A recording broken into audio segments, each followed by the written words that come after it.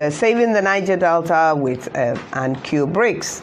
It's the 15th of January 2020, exactly 50 years after the surrender of the declaration of the Federal Republic of Biafra, the separation intended by the late Odumegwu Ojukwu of the today defunct eastern region of Nigeria, which at that time, as if you don't know, historically was eastern region, and all the parts of eastern region were together.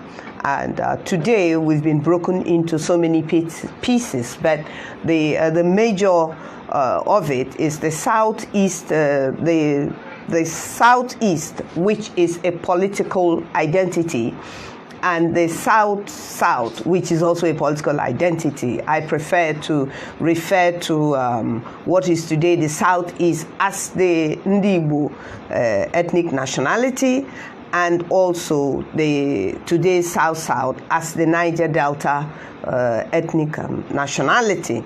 We've all existed before now, and we will continue to exist as ethnic nationalities, no matter how it is changed, and nothing can be said that it should remain or that it will remain the way it is today. Before the amalgamation, we had Southern and Northern Protectorate. Then the amalgamation came as a change from that. And then we had the amalgamation, which was then which then became Nigeria. And then we had independence and so on and so forth. So fast forward us to the time of the Civil War. If unfortunately history is not taught in our schools, which is sad, but I speak from the point of experience. I was in the war. I saw the war. I experienced the war. I was evacuated during the war with my family, along with so many other people from this region, particularly from my community. I experienced hunger, I experienced thirst. My appendix was taken out in Degema General Hospital in 1968 at that time, and I ended up in Ahoda General Hospital, where we were evacuated from Degema to Ahoda General Hospital, where at that point I lost touch with my family and my relatives, my father, my uncles, and I ended up looking for them on foot, walking from Ahoda all the way to Umuahia, where I finally found my family, where they had taken refuge in. Then we didn't know it, but today Mrs. Dr. Peter Odili's wife, Mrs. Mary Odili, and her family gave us refuge. We lived in their house, and so my relationship, my sisterhood with Mary Peter Odili is based on that, and her whole family. And I see her husband as my brother-in-law. But you see, this is my own personal experience and my immediate family personal experience. Some of my siblings were born right inside Mary Peter Odili's family home, and she's my age mate, and we used to go and fetch water together down the stream in Mbaise, in her community where we were staying. So the point I'm trying to make in all of this is that your story of the Civil War, whether you lived in Lagos or you lived in Kano, where the Civil War did not touch you and did not affect you, or whether you lived in Abonima and was evacuated, I'm restricting my narrative to my own personal experience now.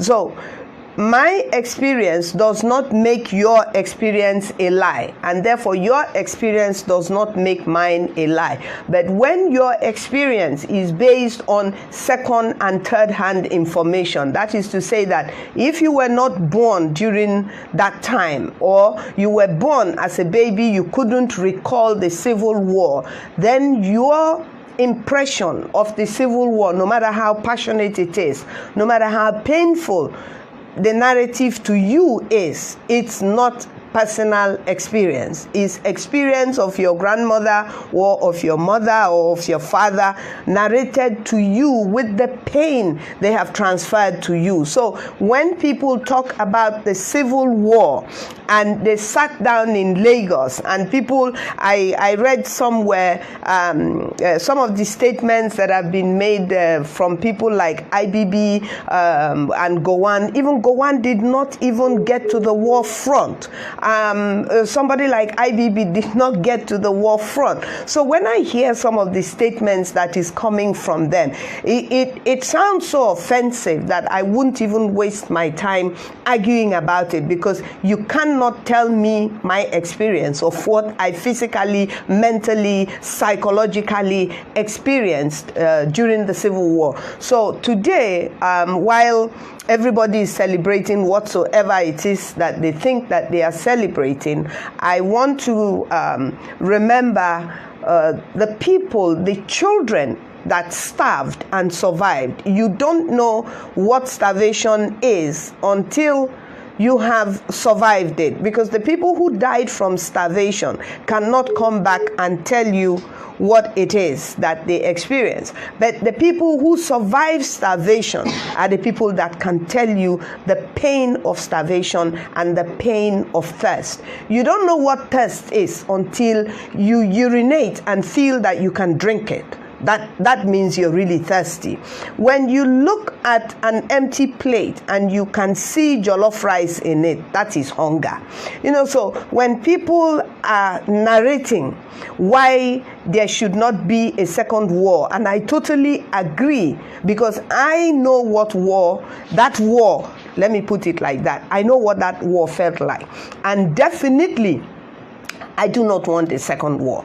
I would not want my grandchildren, my relatives' children to experience another war in anybody's lifetime. But we must make sure that another war does not happen. That does not mean that we cannot change the bad situation that Nigeria is in today because we are afraid of another civil war. That means that we are psychologically accepting that because of the fear of another civil war, we are prepared to endure what is just as bad as a civil war. Now, the fact that history is taken out of our education system, it just means that we're not being taught anything, quite honestly, because then you have no reference point. There is no history. There is nothing to go back on. And that is why I believe that we are in a very bad way today in Nigeria. I want to start with politics today as it is in Nigeria. There are two major political parties in Nigeria today, the PDP political party and the APC political party. The PDP political party since 2015 have become, whether they know it or not, whether they like it or not, whether they know what to do about being an opposition political party, I don't know. But if the PDP thinks that they are effective, they are an effective opposition political party, I want to tell them today that they are not. Going to any television station, issuing political statements and disagreeing with the fallout of decisions that the ruling party has already made and will get away with is not opposition. Discussing it on television is not opposition. Preempting it, not allowing it to happen, resisting it from happening intellectually and legally, that is opposition, in my opinion. That is opposition. And as long as the PDP is not doing that, as a political party that will look for my vote if there is another election, because really I say if, because if we know what we are doing as the electorate, the ruling party should be wondering in itself whether there will be an election in 2023 because of what the electorate will demand from here on. But because the electorate is not demanding, and because the opposition party is not doing its work to make it possible to create the position that the electorate will find and take to resist and say no to what is wrong in Nigeria. The PDP is not an opposition party. The PDP is just a political party, just a group of people that are sitting in their political positions, waiting for the next time, 6 months or whatever months, to the next election that they are planning, before they will get up and start looking or buying votes, as the case may be. So, do we have opposition party in Nigeria? No, we do not have opposition party in Nigeria. We have political parties in Nigeria, none of which is opposition to the party. Because if you are opposition, you should be waking up every morning and informing the people of Nigeria of the facts and figures of what you will do if you were in power and what the government in power is not doing, so that every day you are giving people an option, a reason to think why they should vote for you and not the next party, and why they should not vote for the next party. So when politics is played like a business, this is what happens, and this is what's happening in Nigeria today. Now, how does that affect you and I? Why must it be something for you and I to discuss? Well, if you refuse to discuss the style of politics that is played in Nigeria, then the chances of a one-party state is very clear that it will happen. There is no point sitting down listening to me now and saying God forbid. It will happen, because everything to make it happen is being put in place.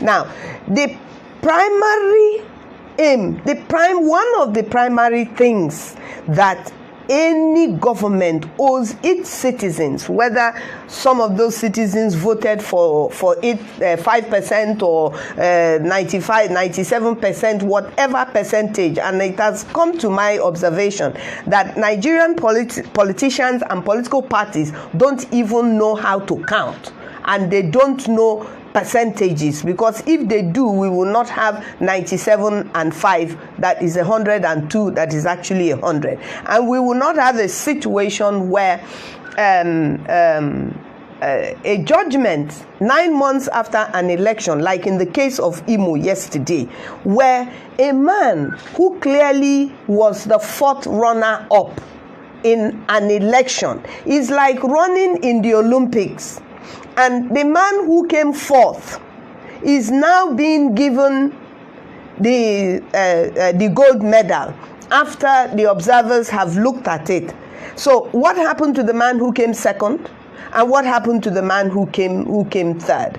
And what type of legal system do we have in Nigeria? So why do we even have election if we have set up the legal system in a way that the law, the chief judge of Nigeria, the justices are the ones that will have the final say?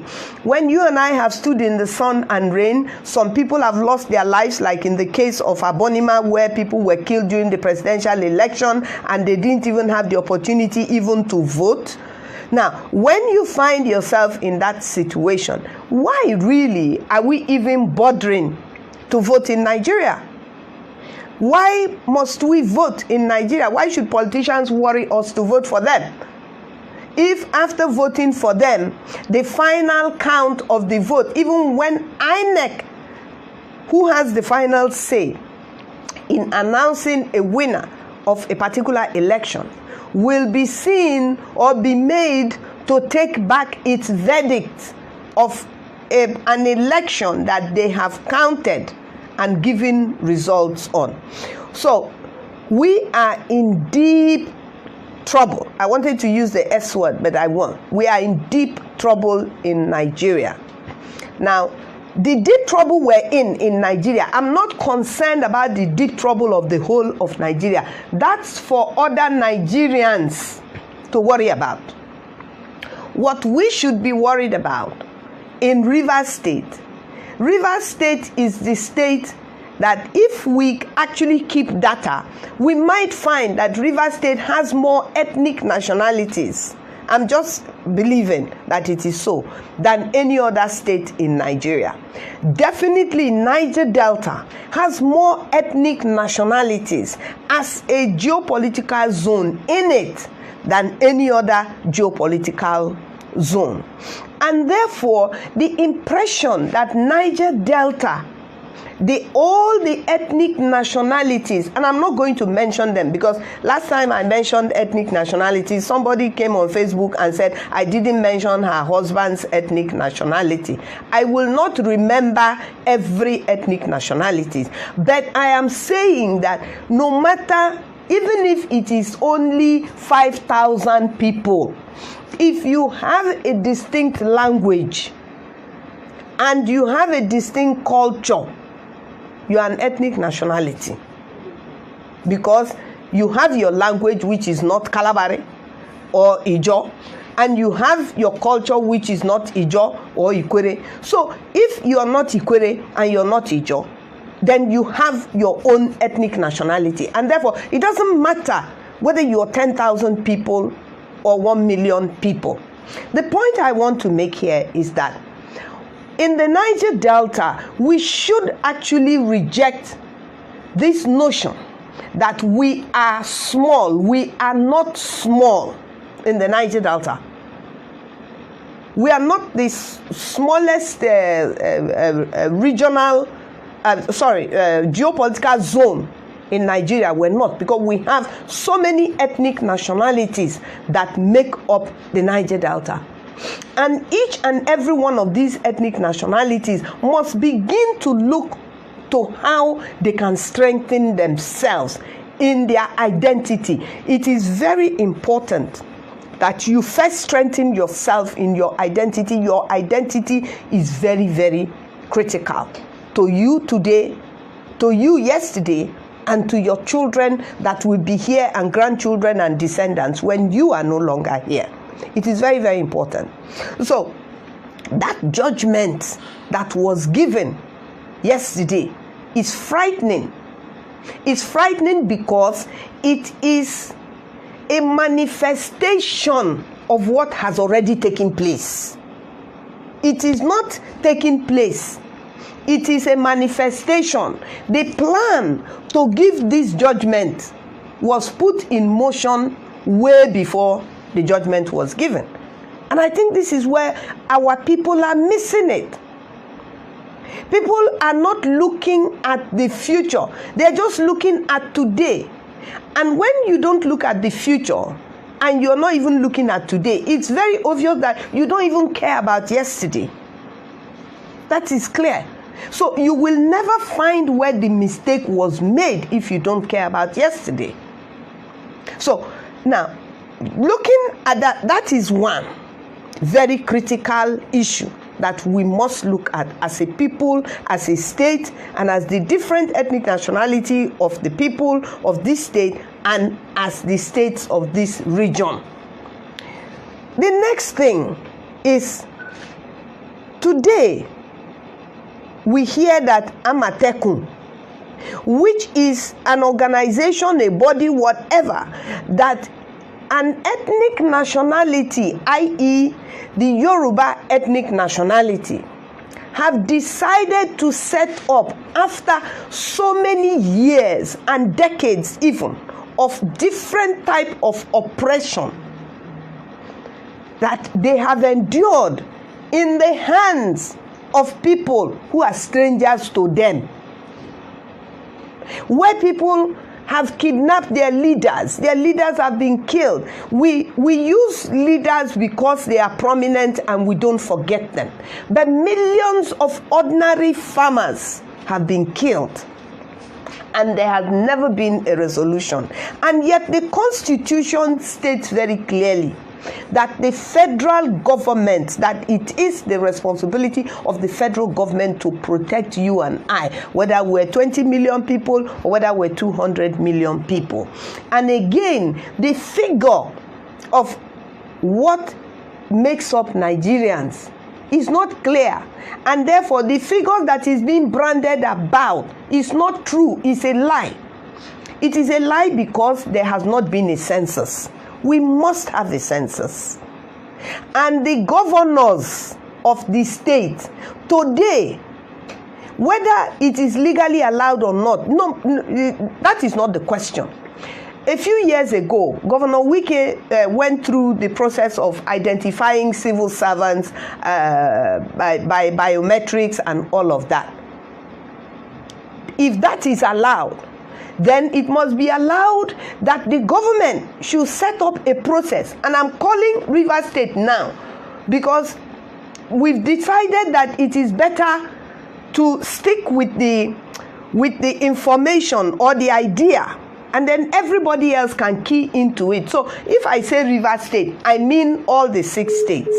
Now, if Rivers State government makes it a law in the state assembly that every child who is born must be identified and registered in Rivers State, it does not have to be a federal law, but it has to be a state law, a local government law, that every death must be what is wrong if you go and put a dead body in mortuary? They take the name, they take the death certificate, which tells you the time of death, the place of death, and even the cause of death before they will take the body from you in the mortuary. So that can be the process of identifying. We need to know who is dying and who is being born in our state, because that is the only way our government can account. Our government can account. We say, let us government account. This is part of accountability.